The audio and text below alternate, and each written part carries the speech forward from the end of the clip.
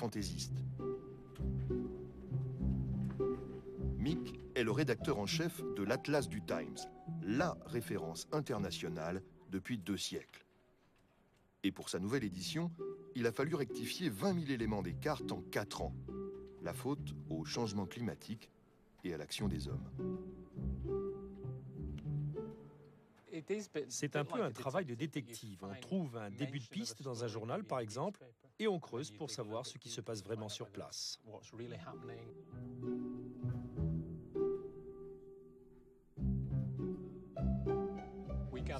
On recoupe toutes nos informations à travers le monde. On utilise des cartes, des articles sur Internet, des photos satellites, des photos aériennes. Cette carte montre la partie de la Chine où la rivière Jaune rejoint l'océan. Nous avons remarqué que la forme du delta a énormément changé. L'évolution du littoral est flagrante en 5 ou 10 ans.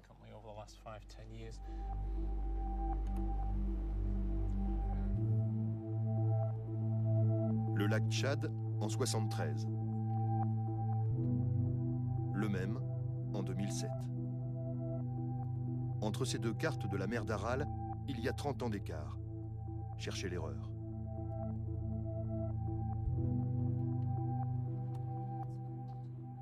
L'Atlas du Times tient le registre objectif de tous les symptômes d'une planète malade.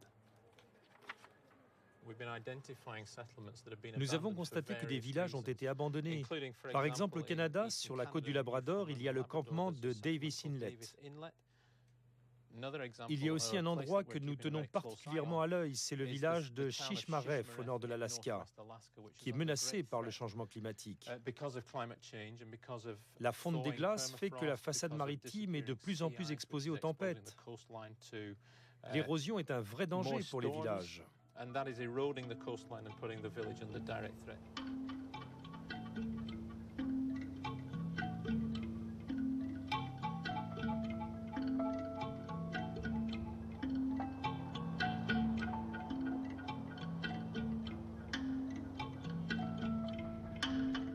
Des villages qui disparaissent et des bouts de terre qui apparaissent. C'est l'Arctique entier qui subit une implacable mutation.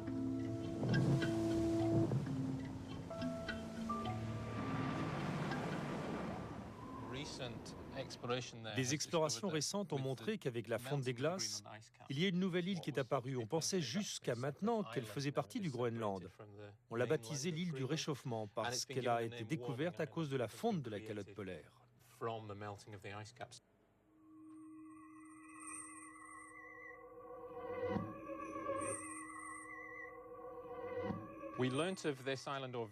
On a appris l'existence de cette île il y a 3 mois. On a aussitôt vérifié l'information et on l'a imprimée il y a 1 mois dans l'Atlas. Témoin capital, devenu partial par la force des choses, Mick Ashworth tente d'alerter l'opinion publique. Parce que derrière le tracé rectifié d'une carte se joue souvent un drame à dimension surhumaine.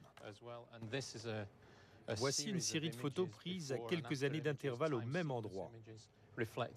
Elles mettent en évidence tous les changements. Par exemple, les célèbres neiges du Kilimandjaro décrites par Hemingway. On l'appelait la montagne qui brille, mais le Kilimandjaro ne brille plus parce que la neige a disparu. C'est une situation critique. Nous sommes très conscients des menaces qui pèsent sur l'environnement et sur la planète.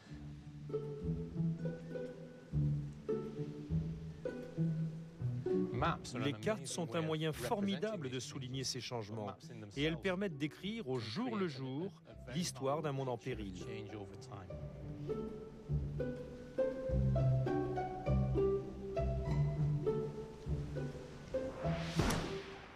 Depuis le début de cette saison, comme vous le savez, nous naviguons chaque semaine dans le sillage des grands explorateurs. Loïc et Thévenard, à bord d'Océan Alchimiste, piloté par Olivier de Kersauzon, longe les côtes brésiliennes découvertes par Amerigo Vespucci. La semaine dernière, ils étaient dans la baie de Salvador de Bahia. Ce soir, ils plongent vers le sud, direction la ville baroque de Paraty, un lieu qui fut longtemps stratégique, puisque situé sur la route de l'or.